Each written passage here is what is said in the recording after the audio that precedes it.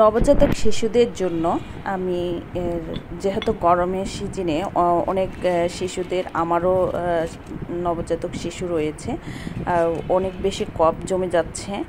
সেজন্য দারুণ একটা রেসিপি নিয়ে এসেছি, যেটা খেলে তাড়াতাড়ি কফ দূর হবে।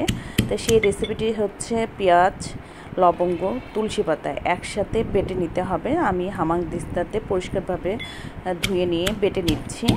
আর এটা বেটে নেওয়ার পরে আপনি কিছুক্ষণ পর পর বাবুকে যে হচ্ছে মেডিসিন দেওয়ার ড্রপ আছে, সেই ড্রপে করে এই রসটা আপনাকে খেতে হবে।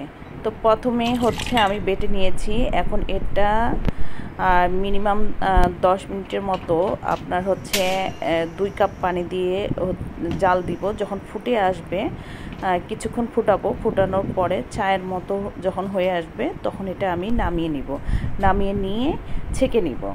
তো এখন আমি ফুটাচ্ছি। আর এটা আপনারা হচ্ছে নবজাতক শিশু থেকে আর বড়রাও খেতে পারবেন। তবে বাচ্চাদেরকে ড্রপ দিয়ে আধা ঘন্টা পর পর খাওয়ানোর চেষ্টা করবেন সারাদিনে, তাহলেই কফটা দূর হয়ে যাবে 7 দিন।